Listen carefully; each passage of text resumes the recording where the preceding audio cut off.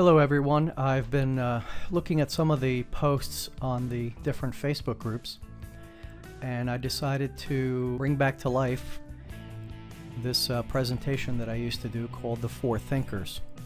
And perhaps this will help many people that are struggling with personal problems as well as business problems or goals. And in essence, as you can see on the screen, there's four types of thinkers. And this is an exercise in determining which one are you. The first thinker, number 4, has no goals. So since he has no goals, anytime he or she attempts to do anything, they tend to hit obstacles because that's the way it works in life. Nothing will be accomplished without meeting challenges and obstacles. But because he doesn't have any, or she doesn't have any goals in life, they really don't get much accomplished, and they tend to wander from one thing to another. The third type of thinker, third type of person, does have a goal. And at least they have written their goal down, put it in writing, and they focus on it. But the problem is that as soon as they go and hit an obstacle, and that's what the blue box means, it's an obstacle, they tend to get a little sidetracked. So they set another goal, and perhaps now their original goal was to earn a certain amount of money, or to contribute a certain amount of money, or to take a certain vacation or a promotion on the job. And now because they hit an obstacle, they decide that they want to take a vacation, so they focus on that. And then they decide that they want to take up karate, and then they decide they want to take up yoga, and then they decide they want to get involved in a 100-day challenge. Then they decide they want to scrap their whole life and start a whole new direction, a whole new career. And then they decide that they want to do something else. And before you know it, they're just going in every different direction, and they're going after so many goals that they really don't know what the hell's going on, and they're just what we call spaghetti brain or cloud brain. They just are overwhelmed. They don't know where to start because there's no sense of priority. There's no sense of what to work on because they're just trying to work on too many things. If that describes you at all, understand the fact that we all experience this, including myself. There will be times when I have a single goal, and what ends up happening is another goal pulls me in another direction, another goal pulls me in another direction. And there are ways of limiting that or eliminating it altogether, but understanding the way you think is really the most critical thing.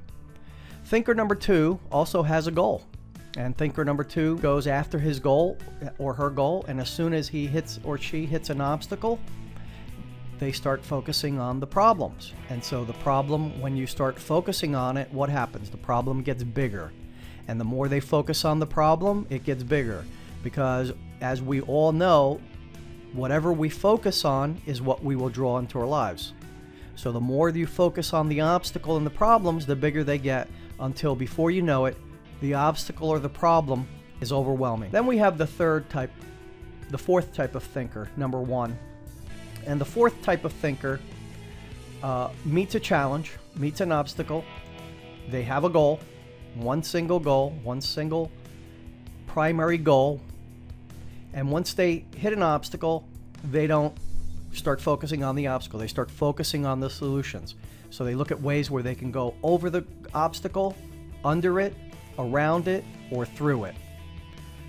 So what really works? The key is to understand, and what I would suggest you do is to take a snapshot of that screen before and put that somewhere where you can see it every day, so that you can ask yourself, am I working with spaghetti brain today, obstacle brain, or am I a level 4 thinker? Am I totally focused on one specific objective to the exclusion of everything else? Or maybe you're number 1 thinker and you just don't have a goal. You have no idea what you're doing, and if you're a ship without a rudder, you end up going nowhere. Life will pull you in whatever direction they want. We all wanted to be presidents. We all wanted to be models. We all wanted to be mountain climbers. We wanted to be Tony Robbins, whatever the goal might be, the old cowboy Indian chief type of thing. So we all had a purpose at one time. Why was it that we haven't accomplished that purpose, or we accomplished a different purpose than what we wanted? Well, on this one thing, all the experts agree. Experts disagree about everything, but they have agreed throughout the centuries on one specific method or one type of thinking that works in order to be successful in life. And success in life is not necessarily about money. It's whatever you want success to mean for you. You and I, perhaps, if we're focused on financial goals, would not think that Mother Teresa's goals of giving and sacrificing herself to treat people leprosy and to live with lepers might not agree with your financial, your goals or definition of success, and that's fine. Some people's goals are they just want to be the best mom or dad in the world. Other people want to exceed in sports. Some people want to exceed in the financial arena. The definition of success is as varied as there are people on this planet. But on one thing they have all agreed, and that is that the true definition of success is setting goals.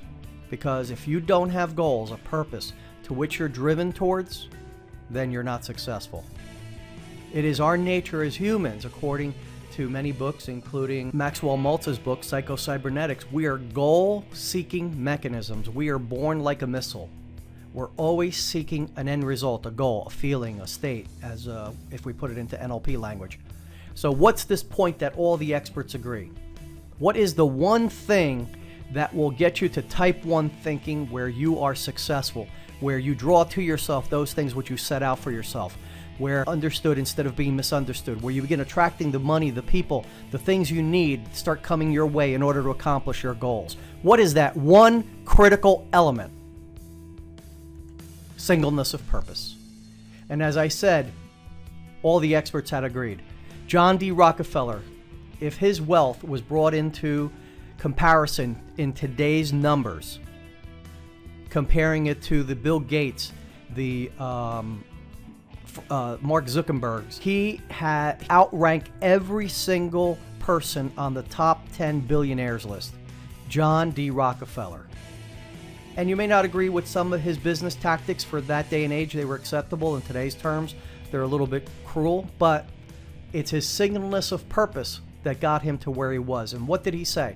Singleness of purpose is one of the chief elements for success in life, no matter what may be one's aim. And he wasn't the only one. Vincent Lombardi. Success demands singleness of purpose. Arnold. For me, life is continuously being hungry. The meaning of life is not to simply to exist, to survive, but to move ahead, to go up, to achieve, and to conquer. If you've ever read his biography, you knew that his one goal was to become the #1 bodybuilder, and then as soon as he accomplished that, to become a Hollywood movie star. Well, he did pretty good with those goals, didn't he?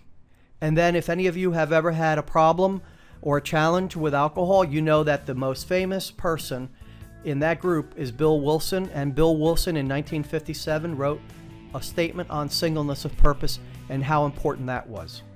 So I urge you today with this message to watch it more than once, to really ingrain in your head that the secret, the key to really getting things done is not to go running in every single direction. Somebody once told me you can't sit on both sides of the fence. You can't ride 2 horses at one time. So pick one thing, one overarching purpose that you have. Now, you may say, well, that's hard. You know, I have goals in every area of my life. I have goals in the physical area, the educational area, the social area, the family area. That's true. But there is always a overarching goal. If your goal is contribution, you're going to need finances for that. So is the goal then contribution? Rockefeller was one of the biggest contributors. John D. Rockefeller Foundation has given away more money than any other person on this planet ever. How did he do that? He focused on that after he had accumulated all his wealth. So whatever your end result is, understand that there is an overarching objective. If your goal is to be in great physical condition, that's your goal for that area of life. Make that your focus. Don't be planning on, don't set a goal to get a promotion to the next position in your company and then at the same time set a goal to take a month off vacation. Or don't set a goal to join 15 social clubs while you're trying to enhance your career. As Arnold focused completely on bodybuilding. That was what he lived and breathed.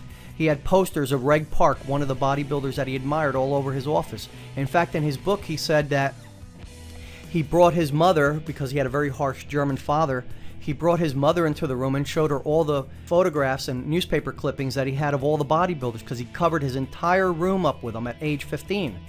His mother walked in and looked at that, and her jaw dropped. She walked out of the room, and he said he overheard her having a conversation with his uncle, and she said, "Oh my God, my son at 15 years of age has pictures of almost naked men all over his room." She didn't understand what he wanted, which is he wanted to have the body. And his uncle said, "Don't worry about it. He'll outgrow the stage."